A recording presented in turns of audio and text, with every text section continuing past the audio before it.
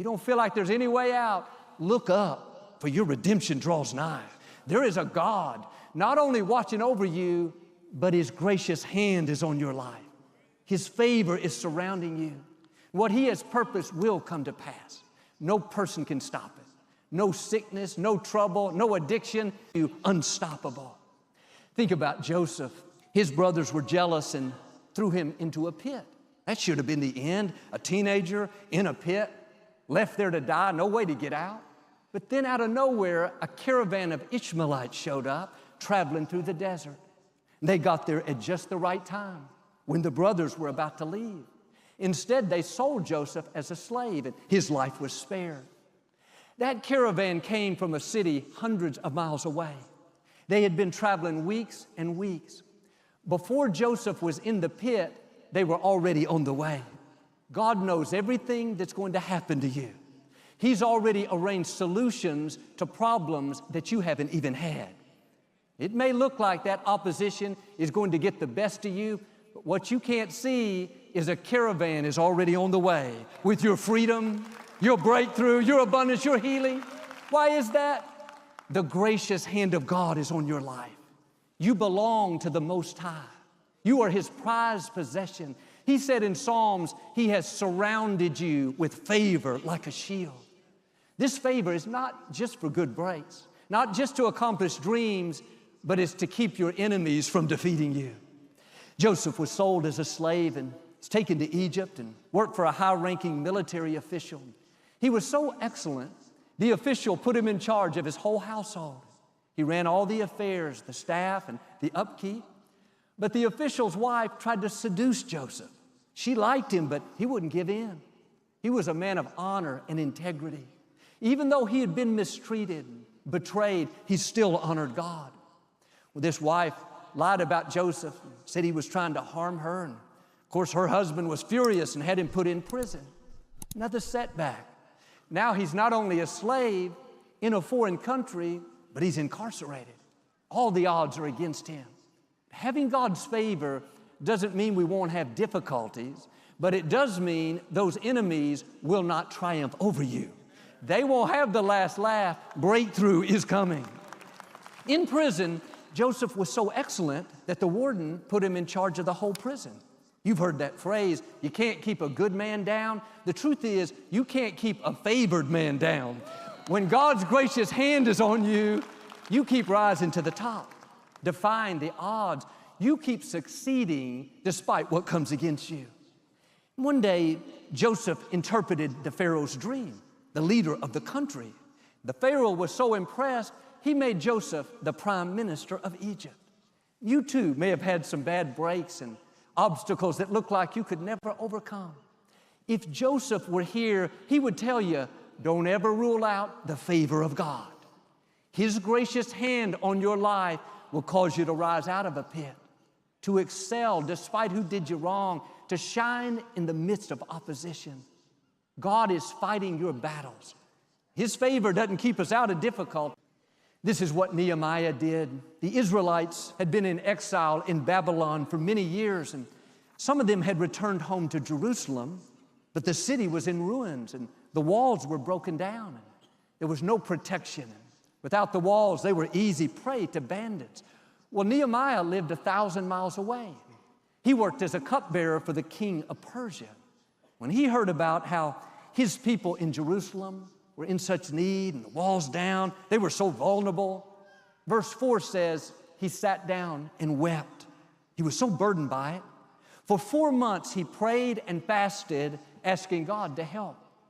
He never dreamed that God would put the desire in him to go back and rebuild those walls. He wasn't a builder. He didn't have the funds, the materials, the crew. I'm sure he thought, God, this is impossible. Yes, I'm concerned, but I'm not the answer. You have to find someone more qualified, more experienced. But God will ask you to do things that seem over your head. Where like Nehemiah, you can find 1,000 reasons why you can't do it. You don't have the talent. You're too young, too old, too timid, wrong nationality. Here's the key. God wouldn't have asked you if you didn't have everything you need. He'll never ask you to do something and not give you the ability to do it. It may be over your head, but it's not over his head. You have to realize his gracious hand is on you. It's a hand of favor. Things will happen that you couldn't make happen. Don't talk yourself out of it, or you'll miss the greatness God put in you. Nehemiah went to the king and asked for permission to take a leave of absence to go back home and rebuild the walls. Imagine the faith that took. He didn't have a high-ranking position. He wasn't in management. He was working in the kitchen, serving, cleaning, running errands. You would think he would be timid and shy, but when you know the favor of God is on your life, you'll have a boldness, a courage to step out and do what God's put in your heart. He asked the king, and much to his surprise, the king said, "Yes, Nehemiah, you can go." He gave him permission. Nehemiah was grateful, but he didn't stop there. He said, "Thank you so much, but king, I don't have any materials. I don't have any funds. Will you give me letters requiring the owners of the lumber mills and the stone quarries to give me the supplies I need?" Another bold request. Once again, the king said yes. Now he has the time off, he has the materials, but he said, "One more thing, king, I need protection. When I travel back home, it'll be dangerous.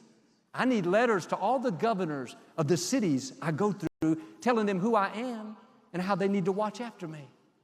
All these requests seemed like he was pushing his luck. The king could have said, "Man, Nehemiah, I gave you time off, get out of here." But Proverbs says, God will turn the heart of a king. God will cause the people you need to be good to you. The king agreed to do it. That didn't make sense. Why was he so good to Nehemiah? Why did he treat him with such kindness and generosity? Nehemiah said in verse 8, "The king granted me these requests because the gracious hand of God was on me." Nehemiah understood this secret, that there was a favor on him that would cause him to accomplish what he couldn't accomplish on his own. Doors would open that he couldn't open, that would cause people to go out of their way to be good to him. If he hadn't been aware of the gracious hand of God, he would have never had the boldness to ask the king and the courage to leave that comfortable environment to take this step of faith. My question for you is, do you realize what you have? That you're not just ordinary, doing life on your own, limited by your environment, your education, your connections. No, the gracious hand of God is on you. A favor that empowers and enables, and had all kinds of opposition. City leaders tried to stop them. Critics stirred up trouble, and bandits came and tried to get them to fight. See, just because you're having trouble doesn't mean you're not in God's will. When you step out to do what He's called you to do and to take new ground, live with excellence and integrity, you're going to have opposition, trouble, naysayers. The enemy doesn't want you to move forward. The good news is the favor on your life will keep those enemies from defeating you. They may come, but if you'll stay in faith, they will fail. No weapon formed against you will prosper. When the enemy comes in like a flood, the scripture says, the Spirit of God will raise up a barrier. The Spirit of God is the favor of God. Keep doing the right thing. Don't get distracted fighting battles that you're not supposed to fight. Nehemiah had people at the bottom of the mountain making fun of him, threatening him, all kinds of noise and negative chatter, but Nehemiah ignored it. He knew it was a distraction to try to get him to lose focus, to come down from building to fighting. Let God fight your battles. All the noise, the chatter, people trying to make you look bad, they cannot stop your destiny. But you have to let God take care of it. Let Him be your vindicator. If you start fighting and trying to prove and defend and pay them back, God's going to step back. But if you'll leave it alone, God will take care of what's trying to stop you. God will vindicate you better than you can vindicate yourself. It looked like rebuilding the wall would take years and years. I mean, it was a daunting task, but Nehemiah did it in just 52 days. A few months earlier, he was working as a cupbearer, just minding his own business. Now, he's known as one of the heroes of faith. He helped save God's people. I wonder how many of us are discounting ourselves. God put the promise in our heart, but the dream looks too big and the problem too great. We're focused on what we don't have, what we can't do, when the truth is the gracious hand of God is on your life. Just like Nehemiah, there is a favor on you, a divine empowerment, the blessing of the Most High. But this won't do you any good if you don't recognize it. A key to Nehemiah fulfilling his purpose was he was aware of the favor. He declared it to other people. He wasn't bragging on himself. He was bragging on God. His gracious hand is on me. See, out of your heart, your mouth speaks. You can tell what you believe by what you're saying. Well, I think this sickness is going to be the end of me, or I'll never break this addiction. Joel, the expert, said, we can't have a baby. Negative talk will bring a negative future. You are prophesying what's coming. If you talk defeat, lack, can't do it, too big, you're going to see that. Why don't you do like Nehemiah when it looks impossible, when you don't see a way? You could be complaining, no, the gracious hand of God is on my life. His favor keeps my enemies from defeating me. His favor's taking me where I can't go on my own.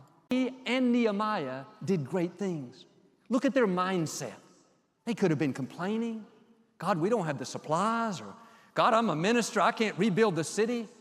They have plenty of reasons not to. But they weren't focused on what they didn't have, what looked impossible. They were focused on the favor God put on them. They understood they weren't doing life by themselves. They had divine enablement, that the hand of God was on their life. His hand is a hand of healing. It's a hand of provision. It's a hand of deliverance, a hand of acceleration where God speeds things up. When you look at your situation, you may think like they did, how can I accomplish my dream, Joel? I don't have the funds, the experience. How can I build that wall? I'll tell you how, the gracious hand of God. Well, how's my son going to get back on course? He's with the wrong crowd. The gracious hand of God. How am I going to get well? You should see the medical report. The gracious hand of God. There is a favor on you that will cause you to overcome what should defeat you, cause you to accomplish what looks too big. 1997, Victoria and I acquired a construction permit for the last full-power television station here in Houston. We knew God opened the door, and we were so excited and couldn't wait to put the station on the air. And we bought the transmitter and the antenna, a lot of the equipment, but we couldn't find a place for the studio. What made it difficult is it had to be close to a cell tower so we could microwave the signal to the main tower up north. We looked for months and gone to different places, and a couple of times we found locations that we liked, but when we did the research, there wasn't a tower close enough. We were tempted to get discouraged, but my father always taught us about the favor of God. Before we left for school every morning as a child, my mother would pray, Lord, thank you that my children have your favor. It's always been down in me. Well, our real estate agent took us to another office complex, and we liked this one more than any of the others. It seemed perfect. We went up on the roof to look around, but there wasn't a tower in sight. Another dead end. As we were about to leave, I heard some bulldozers on the other side of this wood fence where we had parked, and I was curious about what they were building, and I grabbed the top of the fence and pulled myself up. They were putting forms in for a foundation. About 40 feet by 40 feet. I thought maybe a garage or some kind of storage building. The man saw me and stopped the tractor. And I smiled and said, hey, what are you building? He said, we're building a cell tower. It'll be up in 2 months. I almost fell off that fence. That was our favorite office building, and the tower was going in right next door. That wasn't good luck. That was the gracious hand of God. When you look back over your life, you can see His hand of favor, His hand of blessing. Can I encourage you? His gracious hand is still on you. There is a favor that keeps your enemies from defeating you, a power that will cause you to overcome, to withstand. God is going before you right now, making crooked places straight, lining up the right people, the breaks you need. Don't live intimidated.